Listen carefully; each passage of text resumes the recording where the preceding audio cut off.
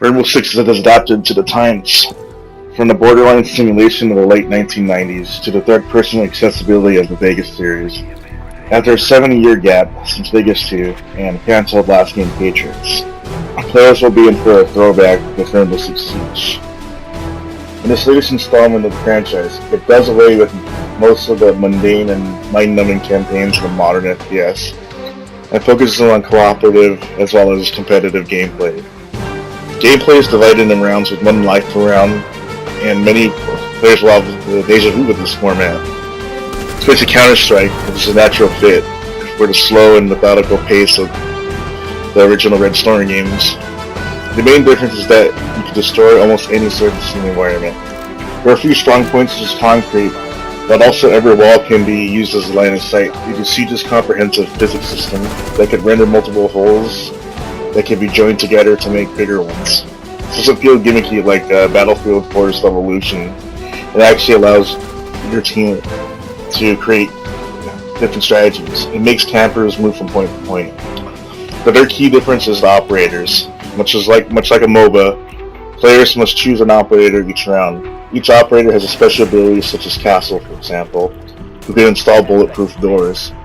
The beauty of the system in order to have a good team is to have them play off each other. You do have a few customization options such as suppressor or grips. You really don't want to be stuck with this guy. For example, Castle is a good combo with Mute, who can place jammers to destroy offensive teams' drones before a round starts, as well as breaching charges. The other team does have a counter with either Sledge, who smashes doors with his hammer, Ash with the remote charge, and Thermite, which can burn and weaken doors. Unlike the current trend in games, you get no regenerating health, kill streaks, or a hokey cover system. What you do get is a useful lean, which can be done by using the L3 and R3 buttons. Your time to kill is quick, and mic is mostly required. Minimizing exposure is key to the game, and thanks to an excellent sound system, you can telegraph player locations. Besides the corner multiplayer mode, you do get a tutorial which is rather minimalist in presentation, yet effective in its use. I know it's an unpopular opinion to have multiplayer-only games. With this genre, I think it's fitting to have something that doesn't hold you by the hand. There are one for every map that's shipped with the game, and get a gist of each operator's abilities and weapons. You also get the co-op terrorist hunt mode, which switches against waves of enemies with the typical eliminate all, rescue hostage, and secure bomb type. It does play differently than the MP since it's a bit faster paced on lower difficulty. I think it's the weakest part of the package, like the staying power of the MP. Graphics are solid, with great lighting and a smooth 60 frames per second in multiplayer and 30 in single player.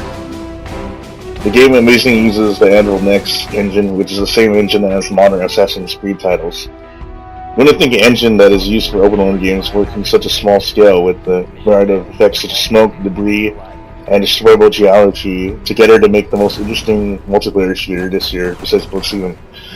The downside is with most AAA games is a lot of nagging bugs that were there since the open beta. Your player character will get stuck in place, and you will have to prone to get out. Random crashing to the home menu, a matchmaking system that may or may not hang, and not holes hinder, which is mostly a sublime experience.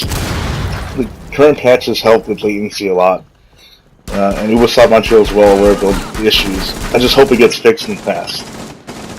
There are also microtransactions, but it's mostly limited to cosmetics with 3 DLC maps and operators coming in February, and be supported the rest of the year. Nagging issues aside, Rainbow Six Siege is a shooter that deserves your attention. If you're in the mood for something slower paced than the Call of Duties and Battlefields of today, this is a shooter for you. I don't mind the omission of single player campaign, since one have been useful to learning the meat of the game. Rating 8 out of 10.